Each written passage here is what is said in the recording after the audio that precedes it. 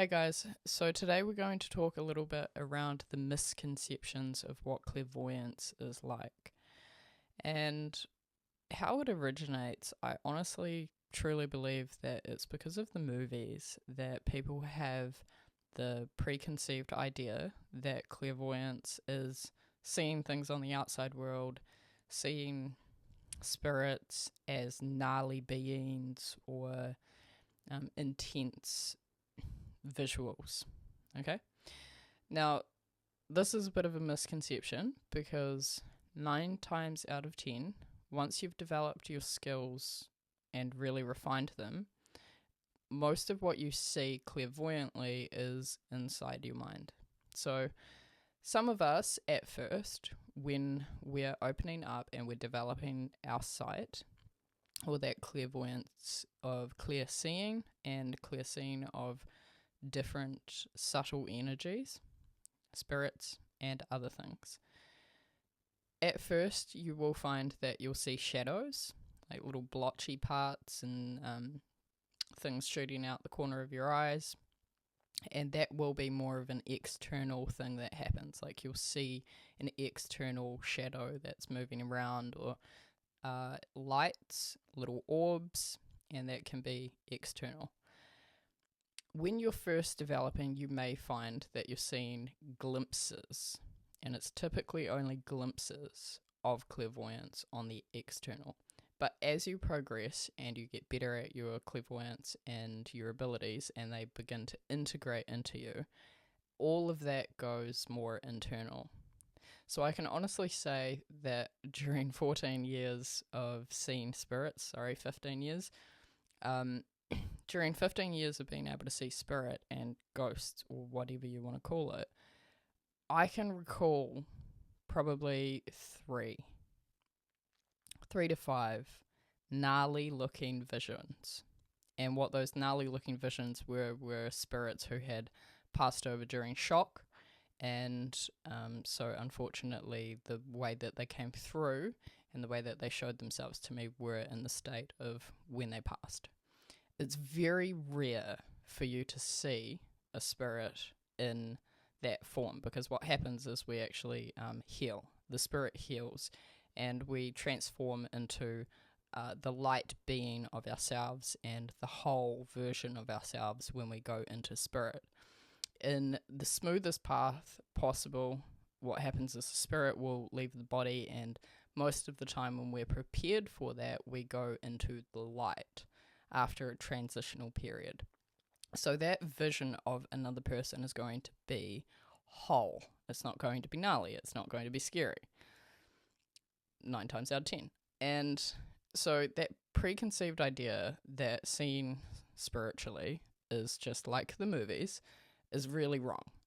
The reality is that most of the time your senses and your clairvoyance is a very subtle and internal vision. So some people can get mixed up between thinking that their visualizations or their imagination is spiritual, or not realizing that what they're seeing in their imagination is actually spirit. Because we're seeing in the same place in the mind as what we produce our imaginations. So it's all internal sight. So 9 times out of 10, your clairvoyance is going to be inside your mind, not on the outside. And if you do see it on the outside, a lot of the time it's color, a lot of the time it is just shadows, and it is very rare to see a physical looking person or other kinds on the outside. So that is preconceived because of the movies, and that's not how it goes. Now, for some people, when they're using their clairvoyance and activating it and learning how to strengthen it, it's often best to learn by closing your eyes. And the point of closing your eyes is because then you can just have that imagination and visualization field solely contained. Otherwise, what happens is you've got your eyes open and you have so much stimulation coming through, it's harder for us to quiet down. However, what I find is that people with excessively active minds, people who think a lot, those people are actually sometimes better at using their visualizations and their clairvoyance with the eyes open. And the trick to using your clairvoyance when you've got your eyes open is to fix your sight. So when we concentrate, we tend to look in the corner. If we're thinking really hard about something, we tend to look up in the corner. And what that does is it allows us to sort of move our stimulation of the visual experience in front of us, and it reduces that because we're looking up, we're blocking things out while we're thinking about it. So we do the same thing with our clairvoyance. And for people who are excessive thinkers and excessively active-minded, they tend to have pretty good imaginations. So sometimes for those people, closing down your eyes, you're left with just your thoughts. Because your thoughts are so active, it's hard to receive a vision and receive a channel.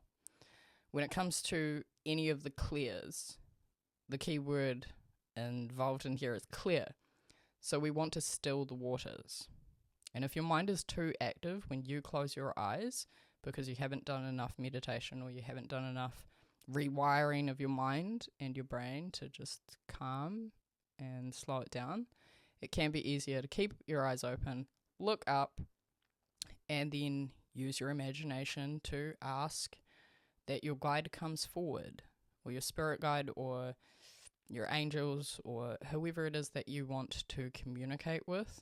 Ask them to come forward. And when you ask them to come forward and you're using clairvoyance, you're looking inside your mind to see the picture. It's not on the outside, it's on the inside. So if you were to visualize that person, you look to the corner, you concentrate, you just block everything out and go inside your head. So that is the reality of what clairvoyance is. And some people work on different levels or different layers of the energetic field when they're accessing their clairvoyance. The other thing that I found when I was learning was that I was scared of not knowing what I would see. So how I navigated that was I was specific about what I wanted to see. So I would tell my guide, I would like you to show me your face. And I would practice that for 2 weeks. And at first, I did see this on the outside. Now, as I said, most of the time, it's internal. And for me, when I began, it was very external. But this is like 1 in 10 that it happens more likely on the outside. And so I would go into the meditation specifically to work with my clairvoyance. And I would say, okay, can whichever guide who wants to work with me today, can you please show me your face? And at first, I would just see from the eyes up. That was it. I could just see the eyes and the forehead and the top part of the hair. Now, the beautiful thing with spirit and spiritual development is that you get shown and you move at the pace you're ready for. So if the universe or if spirit doesn't think that you're ready to get downloaded with everything and to see everything, that's not going to happen. They're going to ease you in. So I was eased in because I was so afraid. And for quite a while, I would just see that top part. And then I went through a stage of only seeing the bottom part. So I would see their smile and their lips. And I couldn't see the top part. And it aggravated the hell out of me because I wanted to see the whole face. I didn't want to just see half of the face. I wanted to know what the whole face looked like. Okay, so don't be afraid of approaching your clairvoyance because it's not as scary as what the mind perceives it as and as what the movies perceive it to be. It is more of an internal experience. When you first open up, you are likely to see some shadows out the corner of your eyes, things floating in the air, because that's really common because what you're doing is you're honing your senses. And when you hone your senses in, you are more likely to see the subtle things. So you will notice dust. It's one of the most common things when your clairvoyance is opening up. You notice dust because dust is just slowly floating through the air, and suddenly your senses are heightening and you're becoming more aware of that. Most of your visions will be internal, not external. 99 out of 100 spirits that come to you, if they're coming to you, are going to be in their full form, and it's most likely going to be inside your head and internal. So these are subtle senses. They're not extreme, intense, gnarly, ugly things like what we see in the movies. Okay, so I hope that helps to clear up a little bit of the misconceptions around what clairvoyance is, and hopefully that eases your mind towards whether or not you're opening this ability up for yourself. Okay, if you guys have any questions, please feel free to comment, and away we go. See you later.